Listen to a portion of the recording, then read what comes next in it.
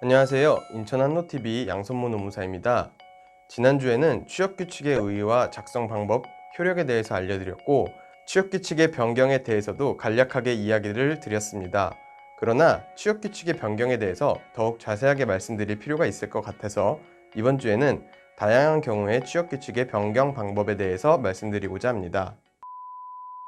근로기준법에서는 취업규칙의 변경이 근로자들에게 불리하지 않은 변경인지 불리한 변경인지에 따라 요건을 구분짓고 있습니다. 불리하지 않은 취업규칙의 변경 요건은 의견 청취를 할 것입니다. 취업규칙의 작성, 변경 권한은 원칙적으로 사용자에게 있으므로 사용자는 그 의사에 따라 취업규칙을 작성, 변경할 수 있다는 판례가 있습니다. 다만 근로기준법에서는 취업규칙이 근로자의 근로조건에 직접 영향을 미치므로 취업규칙의 변경이 근로자에 불리하지 않은 경우에는 과반수 노동조합 또는 근로자의 과반수의 의견을 들어야 한다고 규정합니다. 불리하지 않은 취업규칙 변경을 할 때 의견 청취 의무를 위반한 경우에는 사용자에게 근로기준법 제114조에 의하여 500만 원 이하의 벌금에 처해진다는 규정이 있지만 판례에서는 불이익한 변경의 경우를 제외하고는 변경된 취업규칙의 효력을 부정할 수 없다고 판시하여 의견 청취 의무를 다하지 않았음에도 취업규칙의 효력은 유효함을 인정하고 있습니다.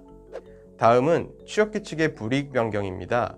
취업규칙의 불이익 변경이란 기존의 취업규칙을 불이익하게 변경하여 근로조건을 저하시키는 경우뿐만 아니라 종전의 근로조건보다 불리한 근로조건을 신설하는 것도 포함됩니다.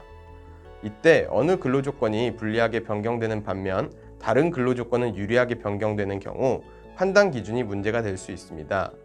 판례에서는 불이익 변경 여부는 각각 근로조건별로 판단한다고 판시하고 있으며 이에 따라 하나의 근로조건이 불이익하게 변경되는 경우에도 그에 따른 요건을 충족해야 할 것으로 판단할 수 있겠습니다. 다만 하나의 근로조건을 결정짓는 요소가 여러 가지 있고 각 요소의 변경 사이에 서로 연계성이나 대가성이 있는 경우에는 각 요소를 전체적, 종합적으로 비교하여 불이익 변경 여부를 판단해야 한다고 규정하고 있습니다. 또한 판례에서는 취업규칙의 변경이 일부 근로자에게 유리하고 다른 일부 근로자에게 불리한 경우에는 그 변경이 근로자에게 전체적으로 유리한지 불리한지를 객관적으로 평가하기가 어려우며 근로자 상호 간의 유불리에 따른 이익이 충돌되는 경우에는 유불리를 달리하는 근로자 집단의 규모를 비교할 필요 없이 불이익 변경으로 보아야 한다고 판시하였습니다. 다음은 동의의 방법에 대해서 말씀드리겠습니다. 우선 과반수 노동조합이 있는 경우에는 노조위원장의 대표권이 제한되었다고 볼 만한 특별한 사정이 없는 한 노조위원장이 노동조합을 대표하여 동의하면 됩니다. 판례에서는 노동조합 소속 근로자의 과반수의 동의를 얻어야 하는 것은 아니다 라고 판시한 바 있습니다. 과반수 노동조합이 없는 경우에는 근로자 집단의 집단적 의사결정 방법에 의하여 동의하면 불이익 변경이 체결되는데 여기서 집단적 의사결정 방법에 의한 동의란 근로자들의 회의 방식에 의한 과반수 동의를 의미합니다. 여기서 회의 방식이란 반드시 전 근로자가 일시에 한자리에 집합하여 회의를 개최하는 방식만이 아니라 한 사업 또는 사업장의 기구별 또는 단위 부서별로 사용자 측의 개입이나 간섭이 배제된 상태에서 근로자 상호 간의 의견을 교환하여 찬반 의견을 집약한 후 전체적으로 취합하는 방식도 허용이 됩니다.